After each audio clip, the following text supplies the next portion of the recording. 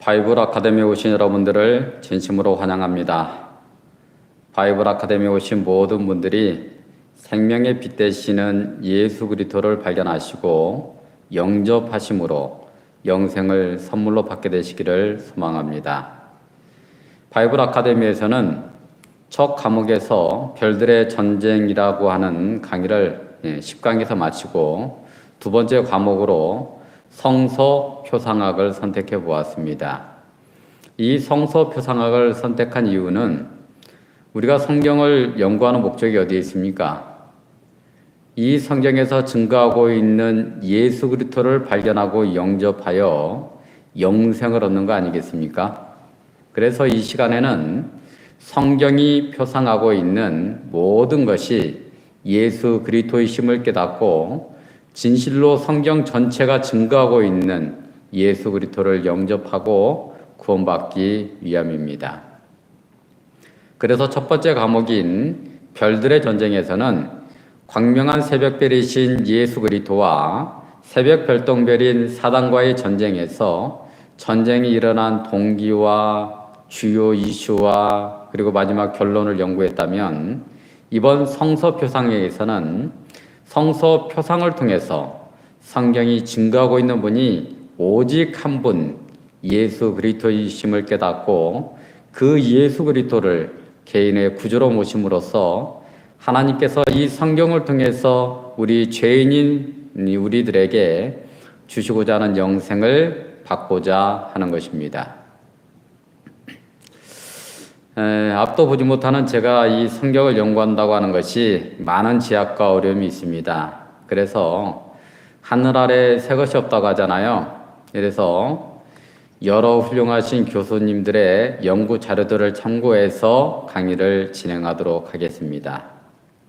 참고로 바이블 아카데미의 공식적인 수강생은 10명입니다. 그래서 유튜브를 통해서 이 강의를 혹시 우연히 참여하게 되신 분들은 그 숫자에 연연해하지 마시고 이 강의를 들을 수 있다는 것을 특권으로 생각하시고 참여하시되 끝까지 참여하셔서 예수 그리스도가 여러분들의 마음에 보석처럼 새겨지셔서 하나님께서 주시는 영생의 선물을 꼭 받게 되시기를 간절히 바랍니다. 이 강의의 수강료는 매우 비쌉니다. 이 강의 수강료는 금과 은과 보석으로는 계산할 수 없는 영생이기 때문에 그렇습니다. 그것도 우리가 받는 것이 아니라, 제가 받는 것이 아니라 하나님께서 여러분들에게 영생을 선물로 주시는 것입니다. 그래서 이 강의를 듣는 모든 분들은 반드시 참 좋으신 우리 하나님께서 주시는 수강료를, 영생을 꼭 받아가시기를 간절히 부탁드립니다. 하나님께서는 여러분들을 사랑하시되 그분의 생명을 바쳐서 사랑하십니다.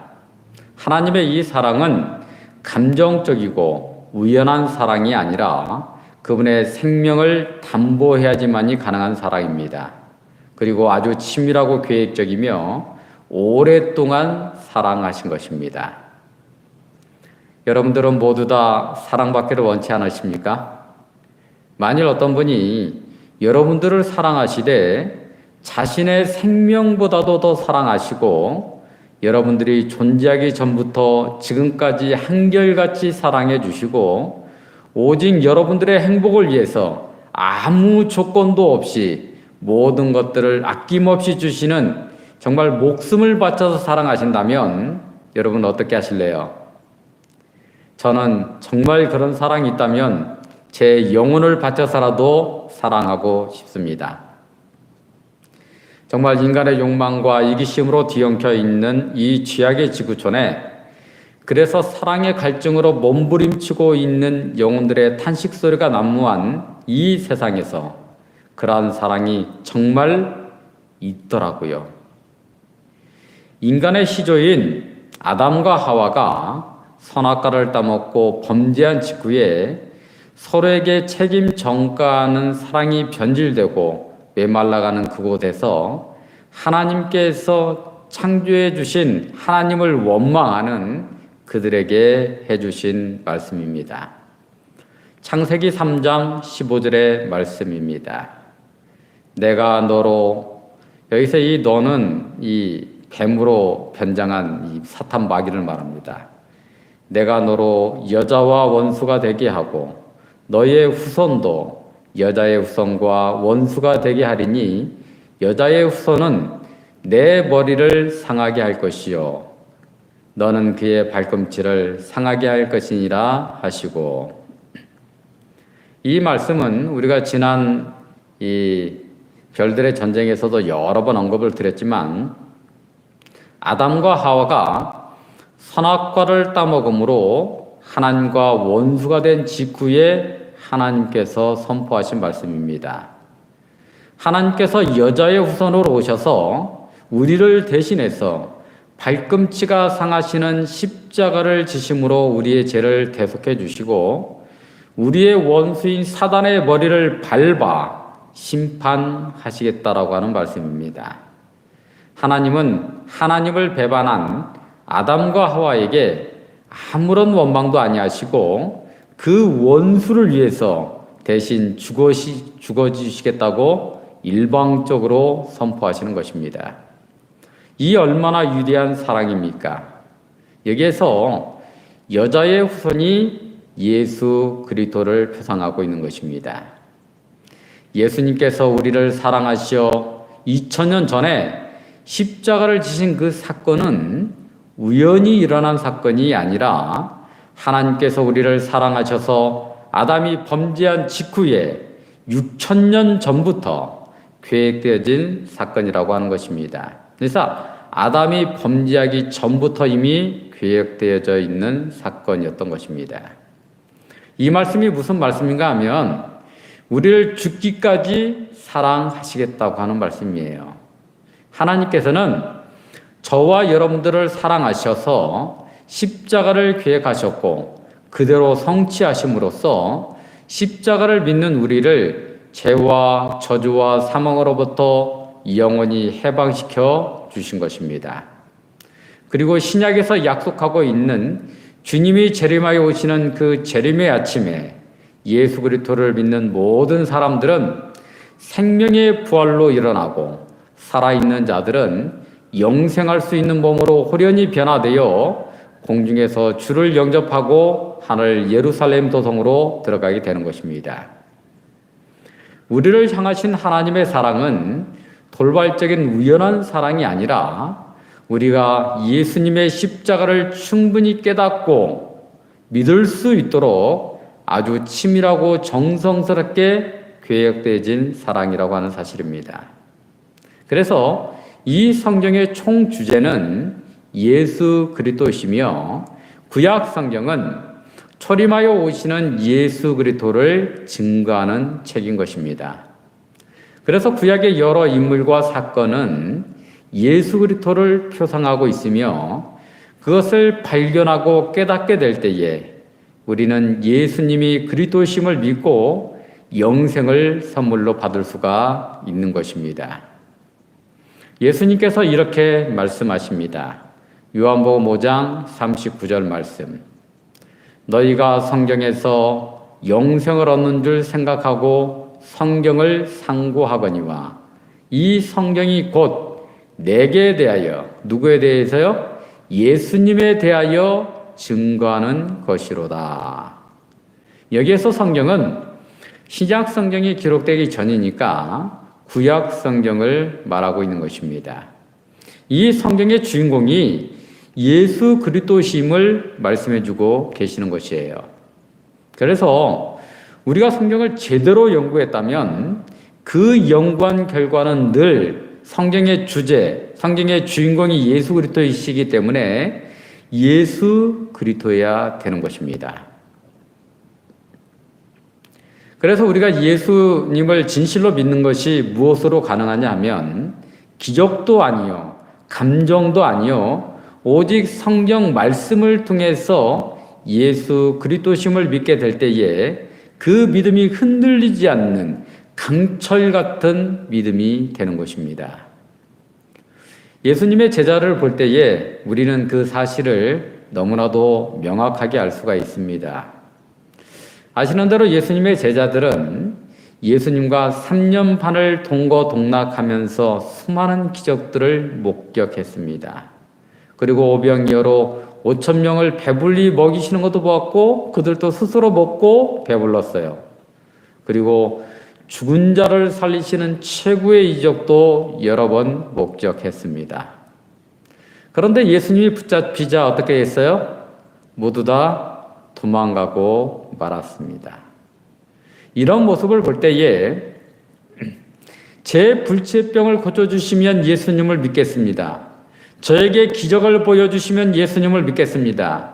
저에게 재물의 복을 듬뿍 주시면 예수님을 그리스도이신 줄 알고 믿겠습니다. 이런 말들은요, 이 제자들의 경험을 통해서 비춰보게 되면 상황이 변하고 위기가 닥치게 되면 얼마든지 변질될 수 있는 믿음이라고 하는 것입니다. 그러면 예수님께서 부활하신 이후에 어떠한 방법으로 이 제자들에게 자신을 보여주셨기에 죽음도 두려워하지 않는 제자들로 변화가 되었을까요? 죽도록 충성하는 제자들로 바뀌게 만들었을까요? 이 예수님의 제자들은요, 어렸을 때부터 성경을 잘 아는 사람들이었습니다. 이적도 예수님이 이적을 베푸는 거 그냥 쫓아다니면서 3년 반 동안 정말 줄기차게 경험한 사람들이었습니다.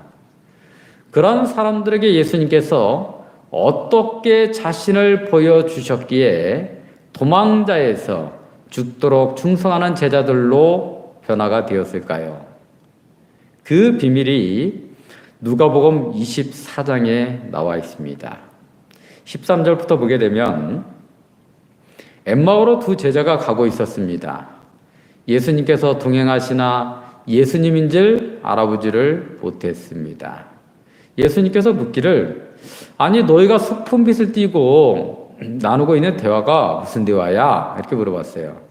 그러자 이 글로버라고 하는 제자가 아니 온 세상에 지금 그 일로 떠들썩한데 그것도 모르냐라고 말을 합니다.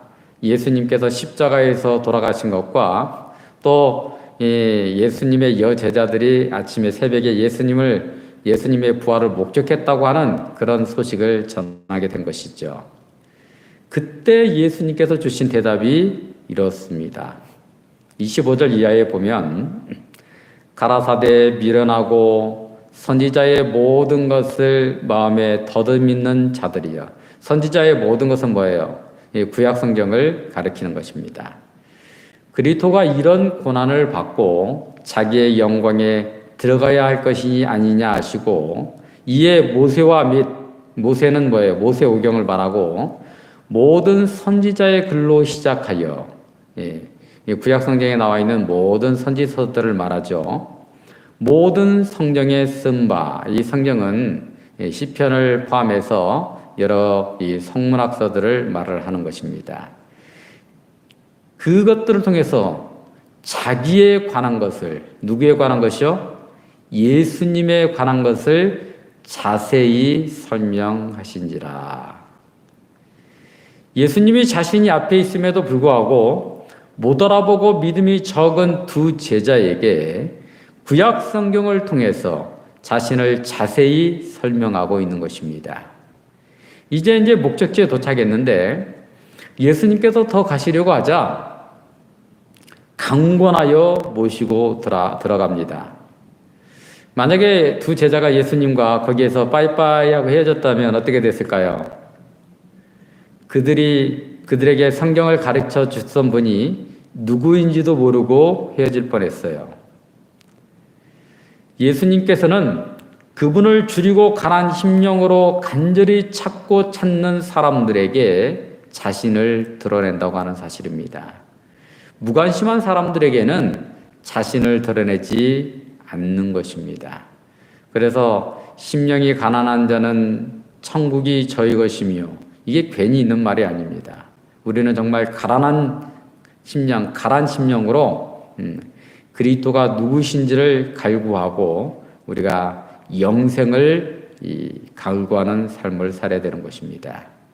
그러므로 여러분들은 진리를 사모하시고 강권하시는 분들이 되셨으면 참으로 좋겠습니다. 그때 이제 예수님께서 떡을 떼어서 그들에게 주실 때에 그들은 드디어 길을 걸으면서 성경을 그들에게 가르쳐 주시던 분이, 떡을 떼어서 주시던 분이 십자가에 못 박히셨던 예수님임을 알아보게 된 것입니다. 예수님께서 아마 이게 떡을 떼어서 축사하시는 모습이 이 제자들이 평상시에도 이제 많이 보았던 모습인 것 같아요. 그렇죠? 그래서 그 장면을 딱 떠오르자마자 그 장면 속에서 예수님을 발견하게 되었고, 그들의 영의 눈이 밝아져서 예수님을 발견하게 된 것입니다. 32절에 보면 저희가 서로 말하되 길에서 우리에게 말씀하시고 우리에게 성경을 풀어주실 때에, 이때 성경은 구약성경이죠. 우리 속에서 마음이 뜨겁지 아니하더냐. 드디어 그들은 육신의 눈으로 보지 못하던 주님을 말씀을 통해서 주님을 보게 된 것입니다. 어떤 분들은 이런 말을 합니다. 정말 주님을 한 번만 보여주면 믿겠노라고. 여러분들, 말씀을 통하여 주님을 보지 아니하면 이 두 제자들처럼 주님이 옆에 계셔도 알아보지 못하는 것입니다. 그래서 부활하신 주님을 만나는 방법은 말씀을 연구할 때에 영의 눈이 뜨여서 주님을 보게 되는 것입니다.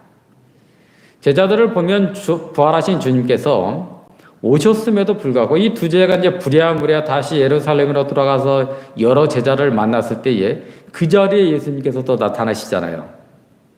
그때 예수님께서 제자들 앞에 오셨음에도 불구하고 제자들이 주님을 반가이 맞이하지 아니하고 두려워했습니다. 말씀을 통해서 주님을 만나지 아니하면 부활의 주님께서 오셔도 영으로 알고 정말 놀라고 두려워하게 되어 있는 것이에요. 이 성경 말씀을 통하지 아니하면 하나님의 뜻이 무엇인지를 오해하게 되어 있습니다. 지난 우리가 별들의 전쟁 성경 연구에서 연구한 바대로 사단이 변경해 놓은 가짜 계명을 믿으면서 오히려 하나님의 계명을 신실하게 믿는 성도들을 핍박하게 되어 있는 것입니다. 그 핍박이 무슨 핍박이에요? 앞으로 닥쳐올 짐승의 표 환란이라고 하는 것입니다. 그래서 말씀을 연구를 통해서 예수님을 만나지 아니하면 오히려 사단의 군사가 되어서 예수님과 예수님의 백성들을 공격하게 되어 있는 것입니다. 예수님을 십자가에 못 박은 장본인들이 제사장들과 장로들과 서기관이 아닙니까? 예수님 제자들 역시도 부활하신 예수님이 나타났음에도 불구하고 영으로 생각하고 두려워서 벌벌 떨고 있는 것입니다. 이러한 제자들을 어떻게 예수님께서 부활하신 예수님이심을 믿게 하고 예수님을 위해서 목숨을 바칠 수 있는 용맹스럽고 충직한 제자들로 변화시킬 수가 있었을까요? 그건 역시 말씀 연구에 있었다고 하는 것입니다. 누가복음 24장 44절로 45절. 이게 이제 이 예수님께서 예수님의 제자들이 딱 모여 있는 장소에 나타나서 이 일을 하신 것입니다. 또 이르시되 내가 너희와 함께 있을 때에 너희에게 말한 바 곧 모세의 율법과 모세오경이죠. 선지자의 글과 시편의 날을 가리켜, 이 시편을 포함한 모든 성문서들을 다 포함해서 말을 하는 것입니다.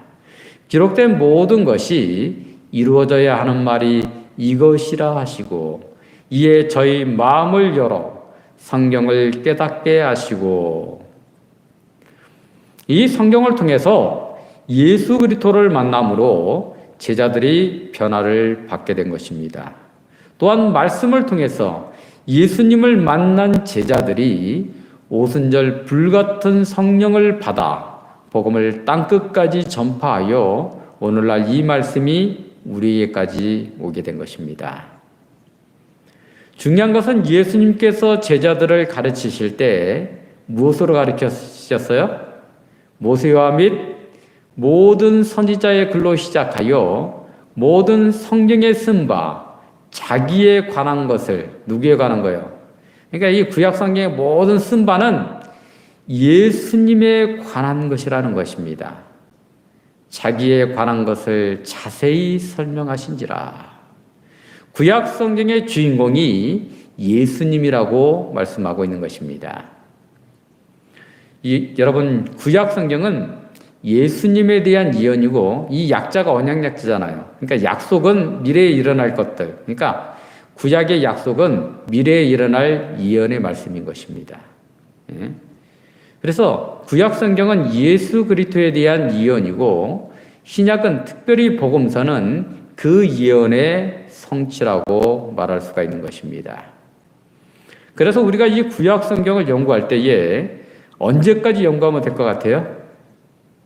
구약 성경을 연구할 때 막 외우는 거예요. 그러니까 누구누구가 몇 살까지 살고 이스라엘 왕 20대, 남방 유다 왕 20대, 북방 이스라엘 왕 20대 줄줄줄줄 외우는 것이 성경 연구가 아니라고 하는 것입니다. 언제까지 연구해야 되느냐? 베드로 사도는 베드로후서 1장 19절에서 이렇게 말씀해주고 있습니다. 또 우리에게 더 확실한 예언이 있어 어두운 데 비치는 등불과 같으니 날이 새어 샛별이 너희 마음에 떠오르기까지 너희가 이것을 주의하는 것이 가니라. 여기에서의 샛별은 누구를 말씀하시는 거예요? 광명한 새벽별이신 예수 그리스도를 의미하고 있습니다. 그래서 우리가 이 성경을 연구할 때에 샛별 되시는 예수 그리스도께서 우리 마음에 떠오르기까지 연구하게 되면 그것은 제대로 된 연구입니다. 만약에 연구를 많이 해놓고 막 논문을 산더미처럼 썼다 할지라도 그곳에서 예수 그리스도가 이 성경의 주제이시고 주인공이신 예수 그리스도가 발견되지 않는다면 그것은 쓰레기에 불과한 것이겠죠. 구약 성경의 예수 그리스도에 대한 예언이라면 신약은 그 예언의 성취인 것입니다. 구약이 표상이었다면 신약은 그 성취로서 원형을 말하는 것입니다.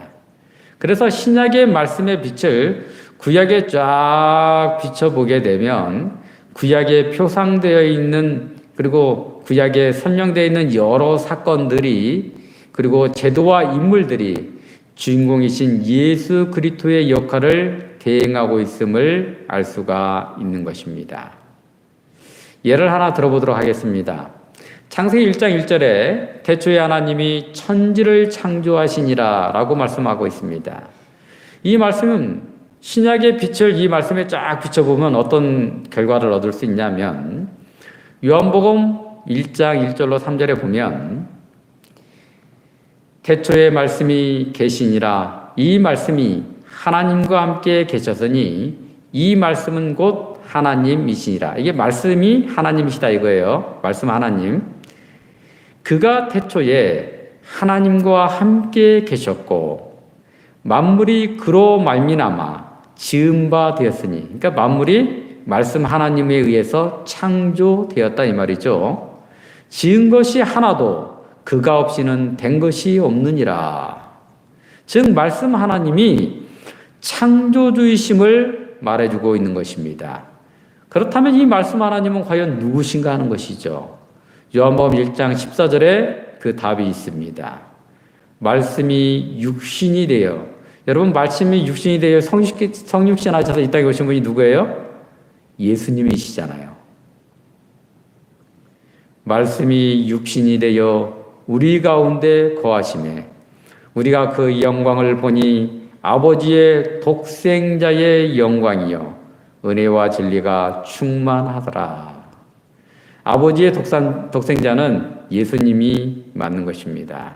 즉 이 말씀을 창세기 1장 1절에 적용해 보면 태초에 말씀 하나님이신 예수 그리스도께서 천지를 창조했다라고 해석할 수가 있는 것이죠. 즉 창조주 하나님이 누굽니까? 예수님이십니다. 그래서 구약 성경에 주인공은 예수 그리스도시고 창조주 하나님으로서도 예수 그리스도께서 창세기 1장 1절부터 등장하고 있음을 우리가 알 수가 있는 것입니다. 이처럼 모든 성경을 연구할 때에 샛별이신 주님께서 우리 마음 속에 떠오를 때까지 연구하신다면 그분이 창조주 하나님이시오, 우리의 구속의 주님이시오, 부활의 하나님이시오, 우리를 다시 데리러 오실 재림의 주님이심을 분명하게 알 수가 있는 것입니다. 여러분, 그 주님을 우리 마음의 보좌에 모시고 산다면 우리에게 어떤 변화가 일어날까요? 죽음이 들어올까요? 부활의 하나님이 내 안에 계시는데요.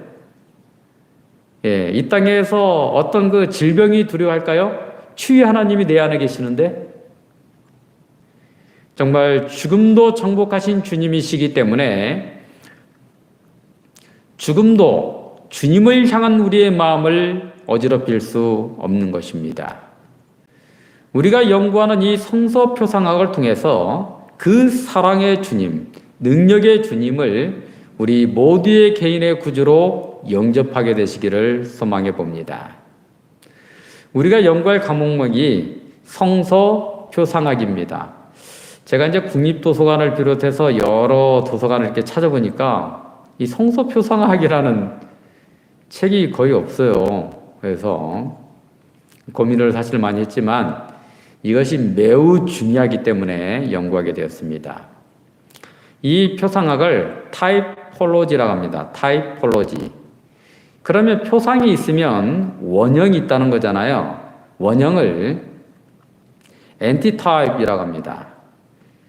이 표상학 타이폴로지를 정의하게 되면 어떤 원형을 전제로 표상이 있다는 것은 뭐예요? 반드시 원형이 있다는 거잖아요. 그래서 어떤 원형을 전제로 해서 만들어지거나 남겨진 구체적으로 볼 수 있는 상징이나 사물을 말하는 것입니다.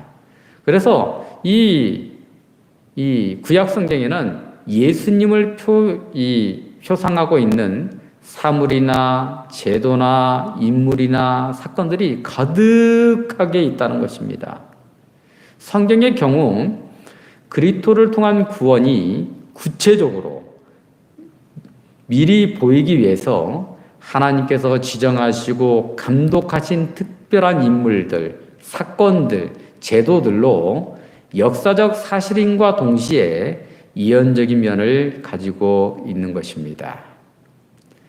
이 표상학을 세 부분으로 분야로 구분할 수가 있습니다. 첫 번째로는 인물입니다. 인물이 예수 그리스도를 표상하는 거예요. 신약 성경의 오실자의 표상이라고 직접적으로 언급되어 있는 아담을 비롯해서 모세와 아론과 여호수아와 다윗과 엘리야와 엘리사 이런 모든 사람들이 예수 그리스도를 표상하고 있는 것입니다. 두 번째로 사건인데요. 여러분 구약 성경에서 아주 대표적인 사건 생각나는 것이 있으십니까? 노아 방주라든지 홍해 바다 사건이 여기에 해당이 됩니다. 세 번째로 제도인데요. 성소 제도나 유월절을 포함해서 여러 절기가 여기에 포함이 되게 됩니다. 특별히 구약 성경의 레위기에 보면 여러 제사, 제도 및 절기들이 나오고 있잖아요. 이 모든 것이 누구를 표상하고 있는 거예요? 예수 그리스도를 표상하고 있는 것입니다. 조금 구체적으로 살펴보면요. 첫 번째가 인물인데 인물 중에 누가 예수님의 표상이 될 수 있을 것인가? 아무나 예수 그리스도의 표상이 되는 게 아니에요. 예수 그리스도라고 할 때 이 그리스도는 기름 부음을 받은 자 이런 의미입니다. 메시아도 어원적으로 기름 부음을 받은 자 동일한 의미를 갖고 있습니다. 그래서 인물 중에 기름 부음을 받은 자들이 세 분류가 있습니다. 첫 번째가 왕이요, 두 번째가 제사장이요, 세 번째가 선지자인 것입니다. 이 세 분류의 인물들은 다 기름 부음을 받았기 때문에 기름 부음을 받은 자 메시아인 거예요. 메시아 대신은 예수 그리스도를 표상하는 사람들인 것입니다. 예수님께서는 우리를 다스리는 만왕의 왕이시잖아요. 그리고 하늘 성소에서 지금 봉사하고 계시는 우리의 대제사장이 되시고 선지자가 되시는 것입니다. 그래서 구약 성경에 대제사장이 되는 아론, 왕 중 왕이 되는 다윗, 선지자 중에 선지자가 되는 모세가 예수님을 표상하는 대표적인 인물이라 말할 수가 있습니다. 그래서 지금 예수님께서 하늘 성소에서 어떤 봉사를 하실까 보이지 않는데 궁금하지 않습니까? 그러면 구약 성경을 딱 열어서 아론이 성소에서 대제사장으로서 어떻게 봉사했는지를 자세히 살펴보면 그 일을 지금 주님께서 하늘 성소에서 그대로 하고 계신 거예요. 예수님께서 이 땅에 오셔서 어떤 역할을 감당하셨는가? 그분의 백성들을 구원하기 위해서 어떤 역할들을 담당하셨는가? 모세의 생애를 연구해 보면 알 수가 있는 것입니다. 근데 이 표상을 연구할 때에 기본적으로 여러 가지 원칙을 둘 수 있지만 기본적으로 두 가지 원칙에 맞아야 됩니다.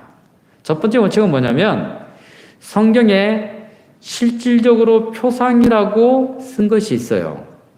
신약 성경에 보면 이 표상, 타입이라고 하는 용어를 쓴 것이 약 20군데 정도 나오는데 그 중에 구주와 문맥을 볼 때에 표상의 의미를 담고 있는 곳이 6군데 발견이 됩니다.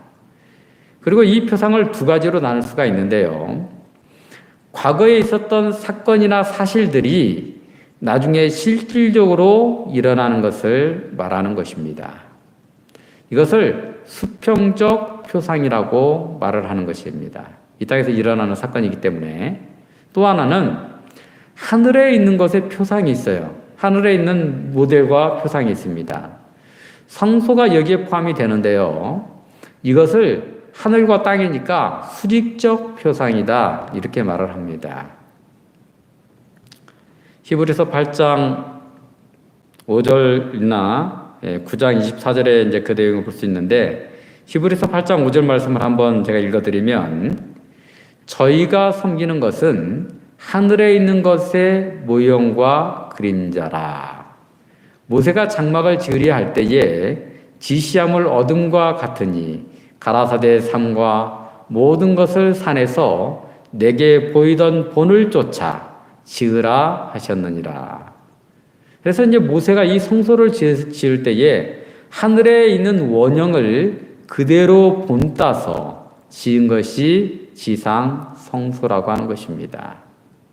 그래서 수직적 표상이라고 말을 하는 것이에요. 두 번째 원칙은 뭐냐면 구약 성경에 표상된 것이 신약 성경에서 실제로 이루어져서 확인해 주는 것입니다. 적어도 이 둘을 만족시켜야지만이 표상이라고 말할 수가 있는 것입니다. 이 표상의 범위를 너무나 이렇게 넓게 잡으면 이게 예수 그리스도의 표상이 아니라 이상한 이야기로 흐를 수가 있기 때문에 그런 것입니다. 제가 이제 한 가지 예를 좀 말씀드리고 마치도록 하겠습니다. 제가 이제 원주에서 이제 목회를 할 때 이야기입니다. 이게 이제 목회 이제 처음 나가가지고 이렇게 목회를 하는데 성경 지식도 짧고 뭐 이렇게 원주라고 하는 이 시골의 낯선 지역에 가서 이제 목회를 하는데 참 이 구두자도 구하기 힘들 뿐만 아니라 이게 말씀을 가르치는 것이 쉽지가 않더라고요. 그때 당시에 손상열 신이라는 분이 있었어요. 서울 예전을 나와서 이 글을 쓰는 분이었습니다. 근데 이분은 이제 만나서 얘기하는데 본인은 예수님을 정말 믿고 싶대요. 그런데 믿고는 싶은데 아무리 성경을 읽어도 도저히 믿어지지가 않는다는 것입니다. 그래서 제가 예수님께서 제자들에게 쓰셨던 방법 그대로 이 손시인에게 성경을 가르치게 되었습니다. 모세와 및 모든 선지자의 글로 시작해서 모든 성경에 쓴 바 예수님에 관한 것을 자세히 풀어 설명을 했습니다.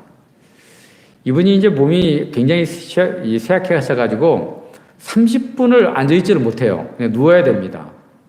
그런데 처음에 딱 만나가지고 앉아서 같이 막 이렇게 주거니 받거니 하면서 말씀을 연구하는데 3시간이 넘어갔어요.